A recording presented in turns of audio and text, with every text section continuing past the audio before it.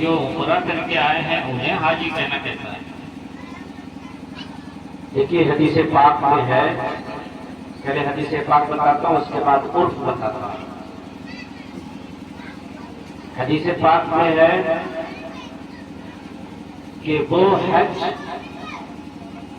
جو ارکان مخصوصہ کے ساتھ کرتے ہیں، مخصوص ایام میں کرتے ہیں، یعنی قربانی کے مہینے میں کرتے ہیں، اس کو حج اکبر کہتے ہیں۔ کیا کہتے ہیں؟ حج اکبر۔ حج اکبر۔ اور عمرہ جو کبھی بھی کر سکتے ہیں، کسی مہینے میں بھی کر سکتے ہیں۔ اللہ کے رسول فرماتے ہیں کہ عمرہ یہ حج اصغر ہے۔ کیا ہے؟ حج اصغر۔ یہ تو حدیث پاک۔ لغوی اعتبار سے اس حدیث کی روشنی میں عمرہ کرنے والے کو حاجی کہا جا سکتا ہے، مگر عرف میں، اصطلاح میں عمرہ کرنے والے کو حاجی نہیں کہا جاتا۔ لہذا برائے کرم مسئلہ سماعت کریں کہ عرف اور اصطلاح کے لحاظ سے جو عمرہ کر کے آئے اسے حاجی نہ کہا جائے۔ بات سمجھ آ گئی؟ حالانکہ وہ حقیقی اعتبار سے اور چند مخصوص ارکان کی وجہ سے وہ حج اصغر کو ادا کیا ہے، مگر عرف کے لحاظ سے اس کو حاجی نہیں کہا جاتا۔ اور کچھ حضرت دوسرا سوال، شادی بیاہ کے موقع سے لوگ جنتری میں تاریخیں دیکھتے ہیں، کون سی نحس ہے، سعد ہے، کون سی تاریخ میں شادی ہونی چاہیے، یہ دیکھنا کیسا ہے؟ جی، اس میں بہت ساری باتیں آتی ہیں، بغیر آپ لوگ سمجھتے ہیں۔ خاص طور پہ ہم لوگ بہت کچھ مناتے ہیں اور مانتے ہیں۔ جیٹ ہو گیا، بڑھا دیتے ہیں، بڑا بیٹا یا بڑی بیٹی کی شادی ہم جیٹ میں نہیں کر سکتے۔ یہ جیٹ کس نے بنائی ہے تو بعد میں بتاؤں گا۔ اسی طرح سے سفر کے مہینے میں لوگ شادی بیاہ نہیں کرتے ہیں۔ اسی طرح سے یہ قمر در اقرب، یہ ہمارے علماء سمجھ رہے ہیں کہ چاند جب برج اقرب میں پہنچتا ہے تو اس کو لوگ نحس مانتے ہیں۔ کچھ نچھتر ہے، اس نچھتر کو لوگ مانتے ہیں۔ اب حضرت نے جو بھی فرمایا وہ آپ لوگوں کے لیے فرمایا، حضرت کو تو پتا ہے کہ دنوں کو سعد اور نحس کے لحاظ سے دیکھنا کیسا ہے۔ تو میرے بھائی، میرے دوستوں، آپ ایمان والے، آپ رسول پاک کو مان کر کے ایمان والے ہیں۔ تو میں رسول پاک کی بات بتاتا ہوں۔ میرے آقا فرماتے ہیں کہ سفر کا کچھ وجود نہیں ہے شریعت میں، نچھتر کا کوئی وجود نہیں ہے شریعت میں، مذہب اسلام میں، نحس کا کوئی وجود نہیں ہے مذہب اسلام میں۔ اسی لیے چیز اور جوڑ لیجیے، بد فعلی سے آپ نکل رہے تھے، کوئی ٹوک دیا کہاں جا رہا ہے؟ ارے یہ ٹوک دیا کہاں جا رہا ہے؟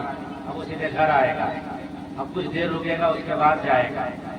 یا اسی طرح سے کوئی نکلا یا کوئی بات کر رہا، کوئی چھینک دیا، اس سے لوگ بد فعلی لیتے ہیں۔ میرے بھائی وقت نہیں، میں تو وضاحت سے بتاتا، بد فعلی لینا ہمارے مذہب کے خلاف، مذہب اسلام کے خلاف۔ نچھتر کا ماننا مذہب اسلام کے خلاف ہے، نحس کا ماننا مذہب اسلام کے خلاف ہے۔ لہذا کوئی دن بھی ہم اس کو نحس نہ جانیں، اس کو ناپاک نہ سمجھیں، اس کو بدبخت نہ سمجھیں۔ ہر دن رب کا بنایا ہوا ہے، سنیچر ہو رب نے بنایا، اتوار ہو رب نے بنایا، ہفتہ ہو رب نے بنایا، جب سب رب کا بنایا ہوا ہے اور رب نے نہیں فرمایا، رسول نے نہیں فرمایا یہ دن برا ہے، یہ دن اچھا ہے، یہ دن خراب ہے، تو ہم کون ہوتے ہیں کہ اللہ کے بنائے ہوئے دن کو ہم اسے خراب کر سکتے ہیں؟ لہذا ہمارا حق نہیں، دن آپ نے بنایا ہے، اگر دن آپ نے بنایا ہو تو آپ کہیے، ہفتہ آپ نے بنایا ہو تو آپ کہہ سکتے ہیں، مگر ہفتہ ہم نے نہیں بنایا، رب نے بنایا۔ اور رسول نے ہمیں بتایا کہ نچھتر نہیں، نحس نہیں، سفر نہیں، تو ہم رسول کی بات مانیں گے یا جنتری کی بات مانیں گے؟ بولیے، تھوڑا برا لگے گا، لیکن میں رسول کی بات پہنچا رہا ہوں، تو رسول کی بات مانیں گے، نچھتر کو چھوڑ دیں گے، نحس اور ایک چیز اور جنتری میں آپ دیکھیے گا سعد اور نحس نا تو اس کو اوپر میں لکھا ہوگا با عقائد شیعہ، یعنی یہ سعد اور جو نحس ہے یہ شیعوں کے عقیدے کے مطابق ہے. تو آپ اور ہم کیا ہیں؟ سنی ہے، اہل سنت و جماعت کا فرض ہے. ہم شیعہ نہیں ہیں، اور جب شیعہ نہیں ہے تو شیعہ کے عقیدے کو ہم کیسے مانیں گے؟ بولیے. جنتری میں لکھا ہوا دیکھ لیجیے گا، جنتری میں لکھا ہوا ہے شیعہ کے عقیدے کے مطابق یہ سعد ہے یہ نحس ہے. تو میرے بھائی شادی کی کوئی بھی تاریخ جو دونوں میں سیٹ کر جائے آپ کیجیے، اللہ تعالیٰ اس میں برکت دے گا. اللہ پر توکل کیجیے، اللہ پہ بھروسہ کیجیے. اللہ پہ بھروسہ کر کے آپ شادی کرو گے. ایک چیز اور، اگر سادے دیکھ کے آپ نکاح کیا اور ڈھول باجا بجوایا اور تماشا کروایا تو وہ ساتھ کیا کر لے گا؟ شمارے کے دن آپ نے نکاح کر لیا، جمعہ کے دن میں آپ نے نکاح کروایا، مگر اس نکاح میں آپ نے ڈھول بجوایا، تماشا کروایا، تو کیا شمار کا دن بچا لے گا؟ جمعہ کا دن بچا لے گا؟ نہیں میرے بھائی. تو سب دن اچھا ہے مگر اچھا کام کیجیے تو اللہ تبارک و تعالیٰ اس شادی میں برکت عطا فرمائے گا. اور آپ لوگوں کی طرف سے کوئی سوال ہے؟ نہیں تو حضرت ایک آخری سوال، مسجد میں زور زور سے باتیں کرنا اور اس وقت جب جماعت کھڑی ہو امام صاحب قرات کر رہے ہوں کیسا ہے؟ یہ تو بالکل سراسر غلط ہے. اولاً مسجد میں زور سے باتیں کرنا،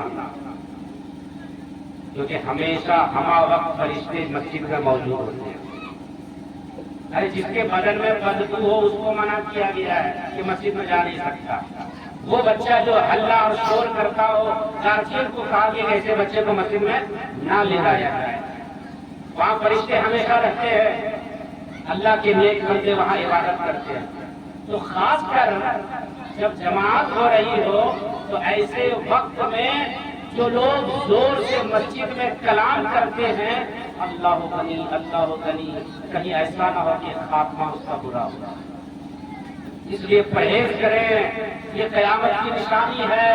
جو لوگ زور سے کلام، اگرچہ دین کا کلام کرتے ہوں، اگرچہ دینی بات کرتے ہوں، مگر جماعت میں خلل ہو رہا ہو، امام کو خلل ہو رہا ہو تو زور سے بات کرنا ہرگز ضرور پرہیز کریں. اور جو بھی مسجد میں دنیا کی باتیں کرنا کبھی بھی منع ہے. ہاں اگر جماعت نہیں ہو رہی ہے اور آپ دین کی باتیں کر رہے تاکہ سب لوگ سنیں تو اچھی بات ہے، کر سکتے ہیں.